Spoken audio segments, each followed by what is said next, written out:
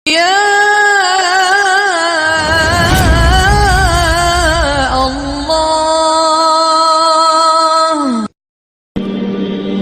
سے اعلیٰ درجے کا اسلام کیا ہے؟ من سلم المسلمون من لسانہ و یدہ۔ زندگی میں یہ طے کر لو، کوئی کتنا ہی تمہیں دکھ پہنچائے، کوئی کتنا ہی تمہاری بےعزتی کرے، چپ ہو جاؤ، سہ جاؤ۔ مرنے والے کی کیا عزت، کیا ذلت، میں نے تو مر کے دیکھا ہے اور مجھے یہ حدیث سمجھ میں آئی ہے بڑی اچھی طرح، موتو قبل ان تموتو، کہ مرنے سے پہلے مر جاؤ۔ اس وقت اگر میں مر جاتا تو مجھے کوئی گالیاں دیتا تو مجھے کیا نقصان تھا، اور مجھے کوئی نعرے لگاتا میرے لیے تو میرا کیا نفع تھا۔ تو مرنے سے پہلے مر جاؤ۔ کوئی تمہیں برا بھلا کہے تو تمہارا کیا نقصان ہے، تمہیں کوئی واہ واہ نعرے لگائے تمہیں کیا نفع ہے۔ اگر اللہ راضی ہے تو مرد آباد اور زندہ آباد سے بے نیاز ہو۔ ابو ذر رضی اللہ تعالیٰ عنہ کو ایک آدمی نے گالیاں دی تو انہوں نے فرمایا، بیٹا ایک گھاٹی آگے آ رہی ہے، اس میں گر گیا تو جو کچھ کہہ رہے ہو اس سے بھی زیادہ کا حقدار ہوں، اور اگر پار ہو گیا تو تیری گالیوں سے مجھے کوئی فرق نہیں پڑتا ہے۔ من سلم المسلمون من لسانہ و یدہ موتوا قبل ان تموتوا۔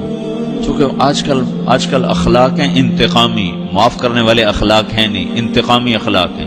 ہمارا معاشرہ انتقامی ہے، اچھا کرو گے تو ہم اچھا کریں گے، برا کرو گے تو ہم برا کریں گے، جیسا کہو گے ویسا ہم سے سنو گے۔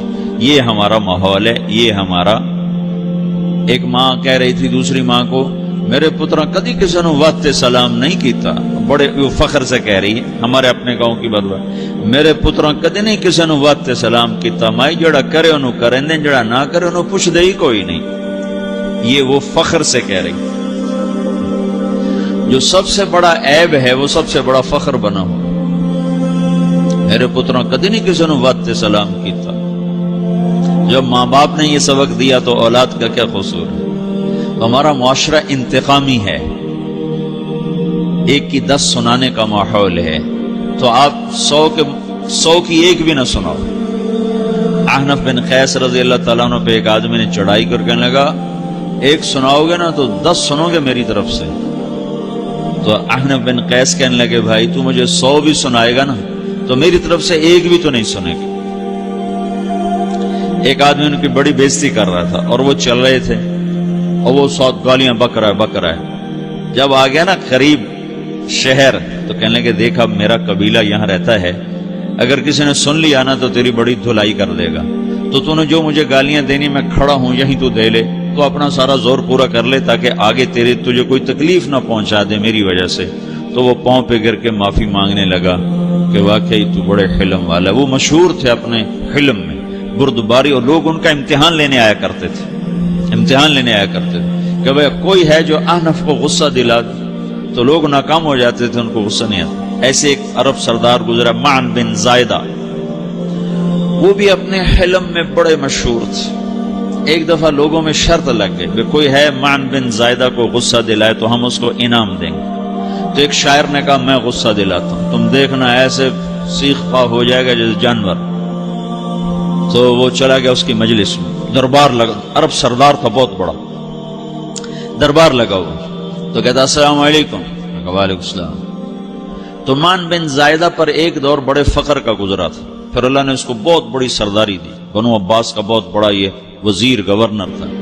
تو کہتا اتذکر اذ لحافک جلد شاۃ واذ نعلاک من جلد البعیر، کیوں بھائی تو یہ یاد ہے جب تیرا بستر بکری کی کھال تھا اور تیرے جوتے اونٹ کی کھال کے تھے؟ تو کہنے لگا کیوں نہیں یاد، بھلا کوئی ماضی بھی بھولتا ہے؟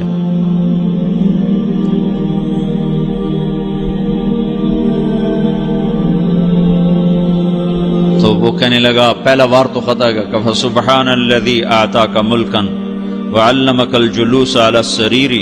تو پھر ساری تعریفیں تو اللہ کی ہیں جس نے تیرے جیسے کو تخت پہ بٹھا دیا۔ کہاں بھئی ساری تعریفیں اللہ کی ہیں، میری تو کوئی اوقات نہیں۔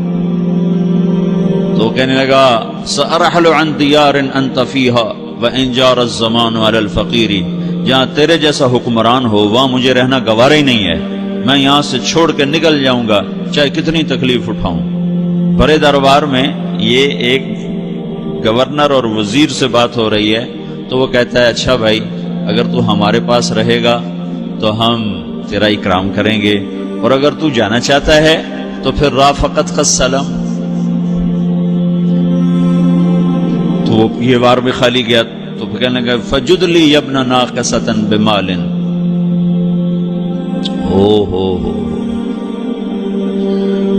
او گندی ماں کے بیٹے مجھے کچھ عطا بھی کر، میں بغیر پیسے کے سفر کیسے کروں گا؟ عرب کو کسی کو بھی ماں کی گالی دے دینا پھر عرب سردار ہو۔ فجد لی ابن ناقصۃ بمال، بری ماں کے بیٹے مجھے کچھ پیسے بھی دے، میں نے جانا ہے۔ میں کہا بھائی اس کو 3000 دے دیا جائے۔ اللہ تو کہنے لگا قلیل ما آتیتنی و انی لأطمع منک فی الکثیر، یہ تو بہت تھوڑا تو نے دیا ہے، مجھے اور دے۔ کہا اچھا بھائی 3000 اور دے دو۔ تو وہ شاعر کی بھی آنکھیں پھٹ گئیں، کہنے لگا اب ٹھہر جا ٹھہر جا، اب میں تیری اصل تجھے بتاتا ہوں۔ سألت اللہ ان یبقیک ذخرا فما لک فی البریۃ من نذیر، میں اللہ سے دعا کرتا ہوں اللہ تیرے جیسوں کو سلامت رکھے، تیرے جیسا دنیا میں کسی ماں نے جنا ہی کوئی نہیں۔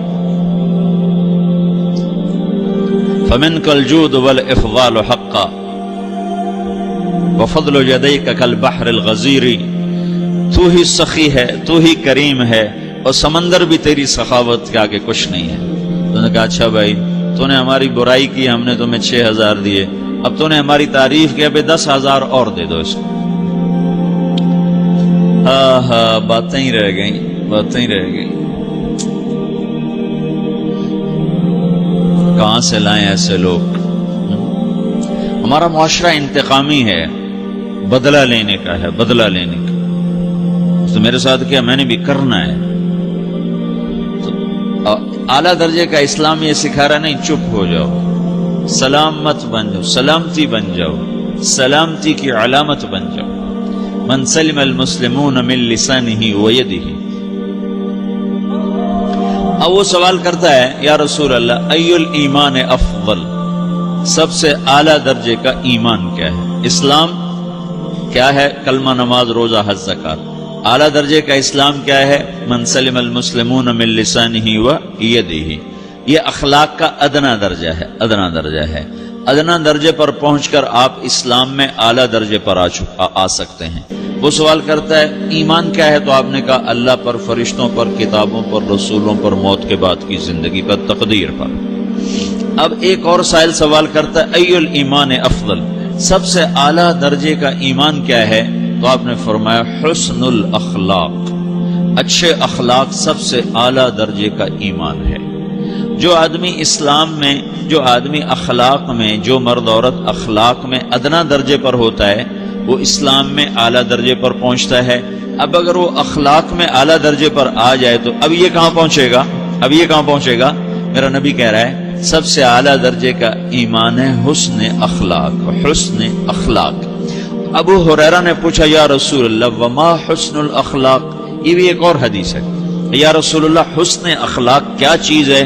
تو آپ نے 3 چیزیں فرمائی، تصل من قطعک وتعطی من حرمک وتعفو عمن ظلمک، جو تم سے توڑے نہ تم اس سے جوڑو، نہیں کرتا سلام نہ کریں، کوئی ہم چھوٹے باپ کے ہیں، ہم تو کبھی بھی نہ کریں، ہم تو کبھی بھی نہ منہ تھوکیں بھی نہیں ہم تو میرا نبی کہہ رہا ہے جو توڑے تم اس سے جوڑو،